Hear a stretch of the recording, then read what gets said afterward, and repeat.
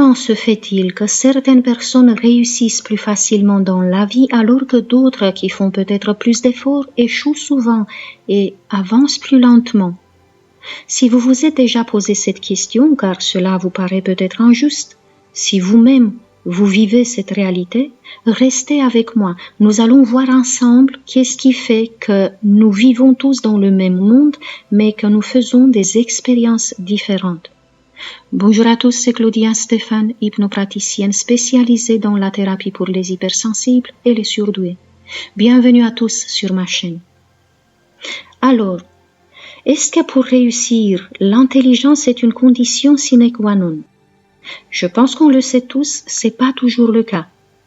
Alors, qu'est-ce qui fait qu'une personne lambda, sans avoir un QI impressionnant, arrive à construire une vie abondante et agréable, tandis que des multipotentiels qui ont par surcroît une grande âme, qui sont perspicaces et éclairés, ne mènent pas toujours une vie confortable et remplie de succès? Peut-être même que c'est tout le contraire. On dit que tout ce qu'on envoie dans l'univers nous revient. Alors pourquoi les hypersensibles et les surdoués ne reçoivent pas la douceur, l'aide, la bienveillance et la reconnaissance qu'ils octroient aux autres? Je pense que vous vous êtes déjà posé cette question, n'est-ce pas? Vous êtes peut-être même fatigué de faire du bien autour de vous et de recevoir l'opposé de ce que vous émettez.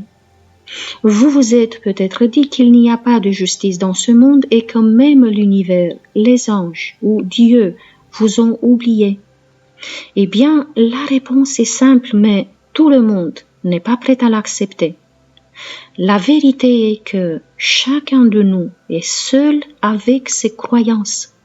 Chacun de nous est seul dans son propre univers qu'il crée par ce qu'il croit être vrai.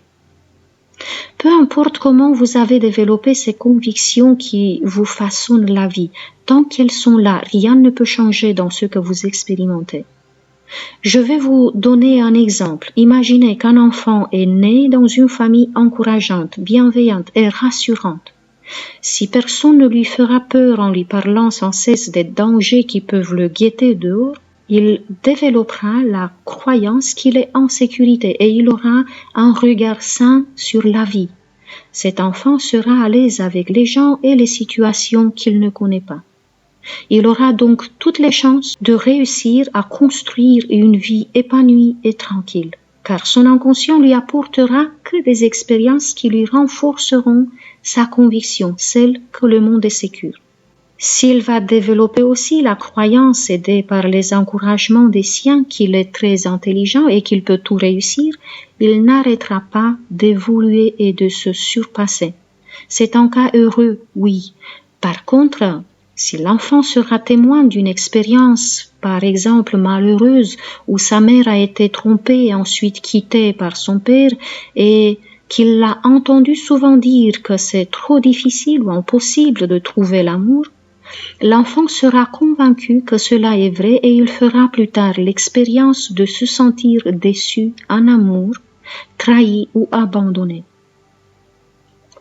Maria Montessori, le célèbre médecin qui a créé la méthode éducationnelle qui porte son nom, compare effectivement l'enfant à une éponge qui aspire toutes les informations autour de lui, sans les analyser et sans les mettre en doute. Car c'est cela sa façon de s'adapter à son milieu. Et c'est peut-être vrai que la plupart de nos croyances qui nous limitent proviennent du milieu où l'on a grandi. Mais la religion peut aussi avoir une forte influence sur nous. Ne parlons plus de la télé qui arrive à formater les croyances de masse malheureusement dans le négatif. Les suggestions, surtout celles qui provoquent la peur, s'impriment rapidement dans l'inconscient si elles viennent d'une autorité qu'on respecte ou qu'on redoute. Néanmoins, il faut souligner le fait que nous-mêmes, nous pouvons aussi nous forger nos propres croyances limitantes suite à des expériences qui nous ont impressionnés, touchés ou perturbés. Vous avez sans doute entendu des gens exprimer leur étonnement. À chaque fois que je vais au boulot, je rate le métro. Et ça sera vrai tant que la personne ne change pas son discours. On a entendu aussi des affirmations comme Ma sœur mange de tout et ne prend pas un gramme, et moi je grossis même si je mange des pommes. C'est exagéré évidemment, mais la personne y croit et c'est ce qu'elle expérimente. Elle peut manger sainement, des petites portions même, et peut quand même prendre du poids. D'autres répètent sans cesse « Qu'est-ce que tu veux? La vie est dure » ou alors « Je suis né pauvre, je vais mourir pauvre » ou « Être vieux, c'est être malade » et tellement plus encore. Et c'est exactement ce que leur inconscient leur présente comme possibilité de vivre. Et vous, êtes-vous conscient de ce que vous vous répétez constamment? Si vous avez l'habitude de répéter souvent « je ne comprends pas, je tombe que sur des personnes malveillantes ou manipulatrices », votre inconscient a déjà enregistré cette idée comme vérité et même si vous rencontrez un hypersensible, il sera de mauvaise humeur et vous repoussera. Imaginez maintenant que vous essayez de réaliser un projet important pour vous alors que vous êtes convaincu que c'est impossible d'y arriver. Imaginez que vous avez besoin d'un prêt ou d'une augmentation de salaire mais que vous doutez fortement de pouvoir l'obtenir. Et même si vous pensez qu'une chose est quand même possible, si le doute est plus fort, vous n'allez pas pouvoir l'attirer. La foi doit dépasser le doute et la peur. Je répète, la foi doit être nettement plus grande que le doute et la peur.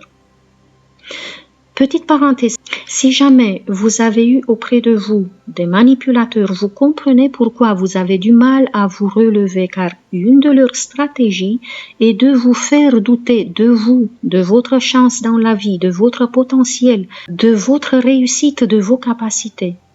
Ils sont quand même doués, n'est-ce pas? De façon intuitive, ils savent précisément comment vous déconnecter de tout ce qui est bon pour vous. Prenez garde à cela.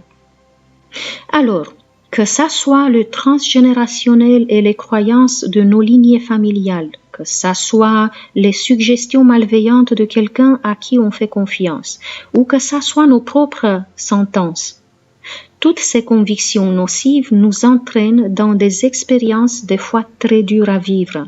Ce n'est pas productif de vous mettre en colère contre là ou les personnes qui vous ont le plus influencé en négatif.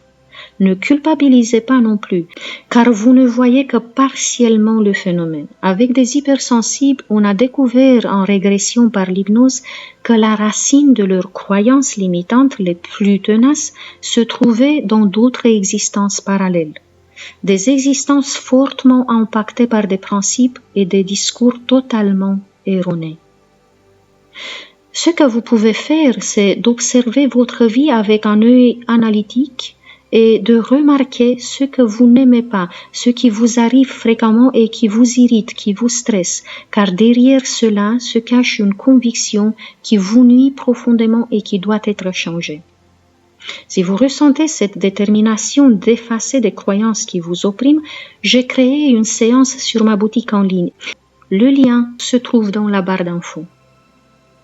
Je vous conseille de commencer par établir d'abord quelles sont vos croyances négatives et limitantes afin de savoir sur quoi travailler. Commencez peut-être par des croyances qui ne sont pas extrêmement puissantes car cela va céder rapidement et en voyant le changement net, vous allez prendre confiance dans le processus. Et si vous arrivez à renverser plusieurs, vous allez constater que ça ressemble à une formule mathématique qui marche toujours sur tout. Il faut juste éliminer le doute.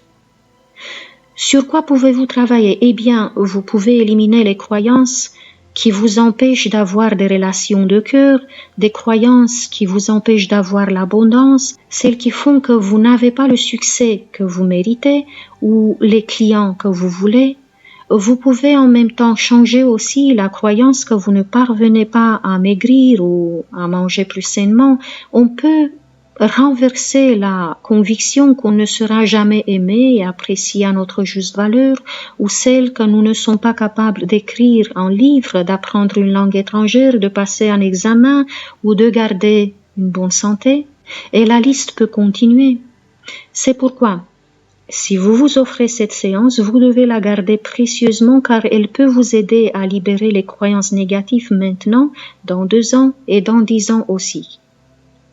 Voilà, après avoir fait cette séance, j'aimerais beaucoup recevoir vos retours. Je sais que ce n'est pas facile, surtout pour les hypersensibles, de parler de leurs expériences lors du travail sur soi. Ça demande beaucoup de courage et j'apprécie énormément tous ceux qui le font. Un grand merci à vous. Merci aussi pour tous vos partages qui peuvent aider d'autres hypersensibles et qui m'aident moi aussi. Et merci pour vos likes d'encouragement. Je vous souhaite à tous de vous libérer des chaînes qui ne tiennent de toute façon presque plus.